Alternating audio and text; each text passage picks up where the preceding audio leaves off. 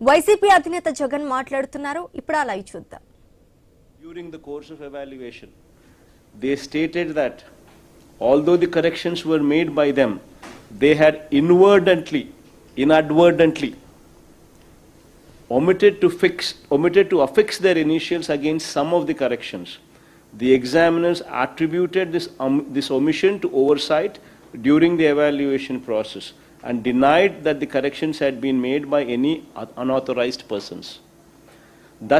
Thus, the investigation established that in the majority such cases, the absence of initials was attributable to the inadvertent omission of the concerned examiners rather than subsequent unauthorized alterations by the third parties. Clear cut ga rasaru. ఏ రకంగా చెప్తా ఉన్నారని అడుగుతా ఉన్నా నేను. మీ సిట్లోని రిపోర్ట్లోని భాగాలు ఇవన్నీ CCTV ఫుటేజ్లు ఉన్నాయి, CFL reports ఉన్నాయి, సెంట్రల్ ఫోరెన్సిక్ ల్యాబ్ రిపోర్ట్స్ ఉన్నాయి. మీ సిట్టే రాసిన రిపోర్టు ఎగ్జామినర్స్ ఎవరైతే చేసినారో వాళ్ళనే అడిగినారు. వీళ్ళంతా పోయి హ్యాండ్ రైటింగ్ టెస్ట్ చేసినారు, హ్యాండ్ రైటింగ్ చెక్ చేసినారు.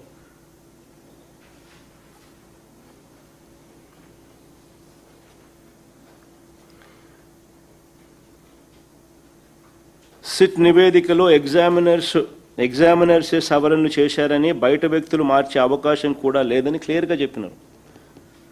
ఇక్కడ నిజంగా అసలు మోస్ట్ ఇంపార్టెంట్ పాయింట్ ఏమిటంటే, ఇక్కడ మళ్ళీ ఈ పాయింట్ నేను రీట్రేట్ చేస్తున్నాను. ఇక్కడ మోస్ట్ ఇంపార్టెంట్ పాయింట్ ఏంటంటే, మేము అధికారంలోకి వచ్చే నాటికే ప్రిలిమ్స్ అయిపోయినాయి స్వామి. మేము ప్రిలిమ్స్ పాస్ అయిపోయిన వాళ్ళకు మాత్రమే మెయిన్స్ కండక్ట్ చేసినారు. వీళ్ళు వాళ్ళకు మాత్రమే ఉద్యోగాలు ఇచ్చే కార్యక్రమాలు జరుగుతున్నాయి వాళ్ళల్లోనే. అసలు ఎవరికైనా ఏ ఇంట్రెస్ట్ అయినా ఎందుకు ఉంటాయి? అందులో దానికి సంబంధించి బోర్డులో వాళ్ళే ఉండరు సగం మంది.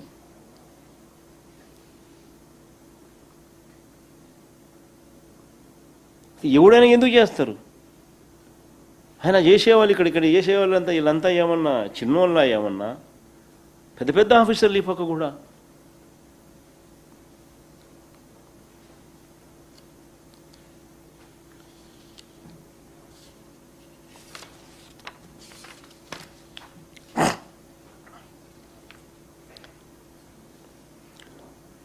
ఐదోది,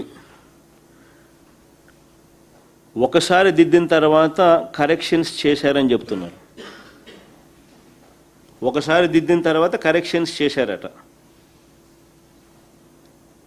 నిజంగా నాకు ఆశ్చర్యం అనిపిస్తుంది.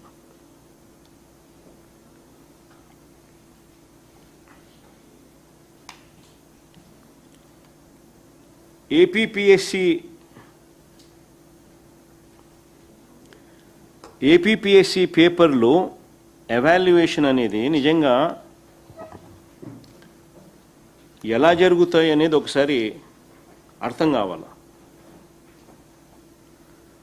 ఒకసారి దిద్దిన తర్వాత కరెక్షన్స్ చేశారంట, తప్పంట. స్వామి, అసలు కరెక్షన్స్ చేయడం కోసమే ఒక ప్రక్రియ అనేది ఉంది. స్టూడెంట్కు, క్యాండిడేట్కి ఏదైతే ఎగ్జామ్ రాస్తారో ఆ రాసిన క్యాండిడేట్కి నష్టం జరగకూడదని మల్టిపుల్ చెక్స్ ఉంటాయి, మల్టిపుల్ లేయర్స్లో కరెక్షన్స్ చేస్తారు. ఇది యూపీఎస్సీ అయినా కానీ ఏపీపీఎస్సీ అయినా కానీ ఇది ఒక ప్రక్రియ. లేకపోతే ఎవడో ఒక ఎగ్జామినర్ తప్పు చేస్తే అది స్టూడెంట్కు నష్టం జరగకూడదు కదా. సో మల్టిపుల్ లేయర్స్ ఉంటాయి. It's process. ఏపీపీఎస్సి పేపర్ల ఎవాల్యుయేషన్ అనేక దశలు, అనేక మంది బాధ్యులు ఉంటారు. ఒక క్యాంప్ ఆఫీసర్ ఉంటాడు, ఆయన కింద అసిస్టెంట్ క్యాంప్ ఆఫీసర్ ఉంటాడు, ఆయన కింద ఎగ్జామినర్ ఉంటాడు. ఎగ్జామినర్ చేసిన ఎవాల్యుయేషన్ పరిశీలించడానికి ఒక స్క్రూటనైజర్ ఉంటారు. వీళ్ళందరి మీద ఒక చీఫ్ ఎగ్జామినర్ ఉంటాడు. ప్రతి జవాబు పత్రాన్ని వీళ్ళంతా చూస్తారు. జవాబు పత్రం వీళ్ళందరి దగ్గరకు వెళ్తుంది. ప్రతి ఒక్కరూ దాన్ని పరిశీలిస్తారు. క్యాండిడేట్కు నష్టం జరగకుండా ఎక్కడైనా తప్పులు జరిగితే సరిదిద్దాల్సిన చోట వీళ్ళంతా సరిదిద్దుతారు. ఈ దిద్దుబాట్లన్నీ కూడా కంట్రోల్ బండిల్ స్లిప్పుల్లో నమోదవుతాయి. ప్రతి ఒక్కరి సంతకాలు ఉంటాయి. ఇప్పుడు డిస్ప్లే చేయమా ఇది కంట్రోల్ బండిల్ స్లిప్పు. ప్రతి ఒక్కరి సంతకాలు ఉంటాయి. ఈ దిద్దుబాట్లన్నీ కూడా ఇక్కడ గమనిస్తే ఇక్కడ corrections, the number of corrections అని ఇది ఒక ప్రొసీజరు. ఆ తర్వాత సంతకాలు, signature of the examiner, signature of the chief examiner, signature of the scrutinizer, ఇవన్నీ పెడతారు.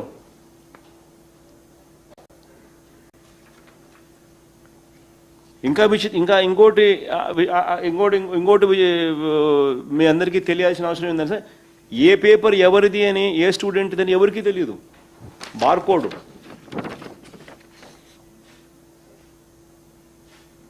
అసలు ఎగ్జామ్ కరెక్ట్ చేసే ఎగ్జామినర్కు అసలు తెలియని కూడా తెలియదు ఈ పేపర్ ఎవరిదని.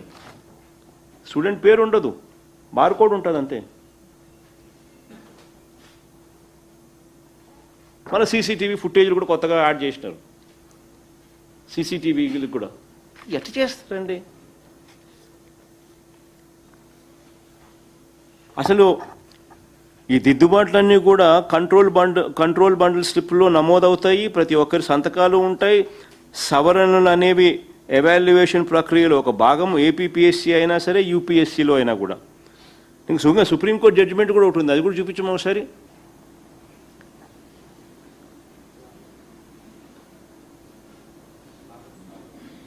ఒకటి ఉందా ఏమైనా? సుప్రీంకోర్టు జడ్జిమెంట్ కూడా ఒకటి ఉంది కదా ఏమన్నా? అసలు ఇదంతా ఒక ప్రొసీజర్ ఎక్స్ప్లెయిన్ చేస్తూ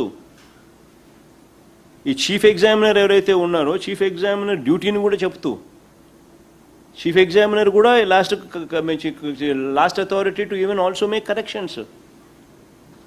సుప్రీంకోర్టు జడ్జిమెంట్ ఆల్సో. ప్రొసీజర్ ఊరికి వక్రీకరించాలని చెప్పి, దానికి ఏదో అపోహలు క్రియేట్ చేయాలని చెప్పి రొటీన్గా జరిగే ప్రొసీజర్ను ఏదేదో తప్పులు జరిగినట్టుగా భూతద్దం పెట్టి మ్యాగ్నిఫై చేసి తప్పులు జరిగినాయి అన్నట్టుగా బండలేయడం చేసే కార్యక్రమం ఎంత మటుకు సబబని అడుగుతా ఉన్నా నేను. 6వ పాయింట్, రిటర్న్ టెస్ట్లో తక్కువ మార్కులు వచ్చిన వారికి ఇంటర్వ్యూలో ఎక్కువ మార్కులు వచ్చాయని మరొక వక్రీకరణ. నేను చంద్రబాబు నాయుడు గట్టిగా అడుగుతా ఉన్నా, చంద్రబాబు నాయుడు సవాలు విసురుతా ఉన్నా. ఆయన గత హయాంలో జరిగిన ఏపీపీఎస్సీ మొత్తం ఫలితాలను బయట పెట్టగలడా? ఇంటర్వ్యూలో ఎన్ని మార్కులు వచ్చినాయి, రిటర్న్ టెస్ట్లో ఎన్ని మార్కులు వచ్చాయని చెప్పి డిఫరెన్షియేట్ చేస్తూ చూపించగలడా? ఛాలెంజ్ చేస్తా ఉన్నా. అసలు కథ పూర్తిగా అందరికీ తెలిసిపోతుంది. నిజంగా అసలు ఏపీపీఎస్సీలో ఒక రిఫార్మ్స్ తీసుకొచ్చింది నిజంగా ఎక్కడైనా జరిగింది అని అంటే మా గవర్నమెంట్లోనే గర్వంగా కూడా చెప్పగలుగుతాం. ఎందుకంటే గౌతమ్ సావంగ్ అనే వ్యక్తి he was very decent man. బులెటిన్లో ఒక షార్ట్ బ్రేక్ తీసుకుందాం. Stay tune.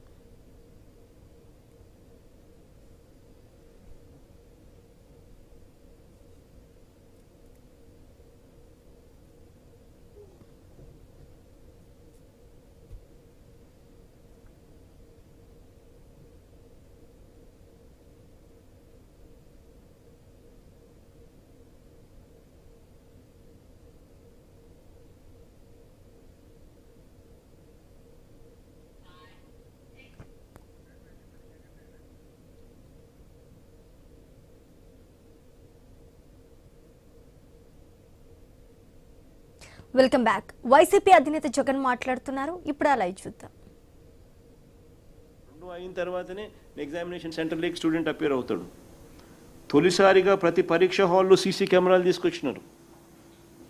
గతంలో ఎప్పుడూ కూడా ఇంత పారదర్శకంగా పరీక్షలు నిర్వహించలేదు. ఇన్ఫ్యాక్ట్ మనం తీసుకొచ్చిన తర్వాతనే యూపీఎస్సీలో కూడా ఇవే వాటిని అనుసరించడం మొదలుపెట్టినారు, ఇవే పద్ధతులు. ఆల్ దీస్ ఆర్ సంస్కరణలు. ఇన్ఫ్యాక్ట్ రిక్రూట్మెంట్లో ఈ ఇంటర్వ్యూస్ అనేటి ఎంత సంస్కరణలు తీసుకొచ్చినారనంటే వైఎస్ఆర్సీపీ రాకమునుపు ఏపీపీఎస్సీ సెలక్షన్కు సంబంధించి ఒకటే ఇంటర్వ్యూ బోర్డు, ఇది బాగా అందరు వినండి. ఇది వైఎస్ఆర్సీపీ నిజంగా ప్రభుత్వం ఎంత సిన్సియర్గా ఎంత ట్రాన్స్పరెంట్గా చేసింది అన్న దానికి నిదర్శనం. వైఎస్ఆర్సీపీ ప్రభుత్వం రాకమునుపు ఏపీపీఎస్సీ సెలక్షన్స్కు సంబంధించి ఒకే ఇంటర్వ్యూ బోర్డు, అందులో ఒకరు మాత్రమే సివిల్ సర్వీసెస్ అధికారి, ఆ బోర్డులో కూడా. కానీ మేము వచ్చిన తర్వాత 3 ఇంటర్వ్యూ బోర్డులు పెట్టడమే కాకుండా మొత్తంగా 24 మంది ఐపీఎస్ ఐఏఎస్ అధికారులు ఇంటర్వ్యూలు చేసేవాళ్ళు. 24 మంది, ఒకరు కాదు, గతంలో మాదిరిగా ఒకరు కాదు బోర్డు మెంబర్. 24 మంది ఐపీఎస్ ఐఏఎస్లు ఇంటర్వ్యూలు చేశారు. ఒక బోర్డు కాదు, 3 బోర్డులు. దీంతో పాటు రాష్ట్రంలోని వివిధ యూనివర్సిటీలకు చెందిన 6 వీసీలు కూడా ఇంటర్వ్యూలు చేసిన వారిలో ఉన్నారు. ఏ ఇంటర్వ్యూ, ఇది మోస్ట్ ఇంపార్టెంట్, ఏ ఇంటర్వ్యూలో ఏ బోర్డు మెంబర్ ఉన్నారో కూడా తెలియకుండా జంబ్లింగ్ పాటించినారు. అసలు క్యాండిడేట్కే తెలియదు అసలు ఏ బోర్డు లేకపోతున్నాడు, ఆ బోర్డులో ఎవరున్నారని. This is revolution. ఏ ఇంటర్వ్యూలో ఏ బోర్డు మెంబర్ ఉన్నారో కూడా తెలియకుండా జంబ్లింగ్ పాటించారు. అంత పగడ్బందీగా ఎంపిక జరిగింది. ఇప్పుడు మళ్ళీ చంద్రబాబు నాయుడు ఏం చేసినాడు తెలుసా, దీన్ని పక్కన పడేసినాడు. చంద్రబాబు నాయుడు ఏం చేసినాడు అది కూడా అందరికీ తెలియాలి. చంద్రబాబు నాయుడు దీన్ని పక్కన పడేసి మళ్ళీ ఒకే ఇంటర్వ్యూ బోర్డును చంద్రబాబు నాయుడు తీసుకొచ్చినాడు, మళ్ళీ పాత పద్ధతి. అంటే ఒకరే సివిల్ సర్వీసెస్ అధికారి.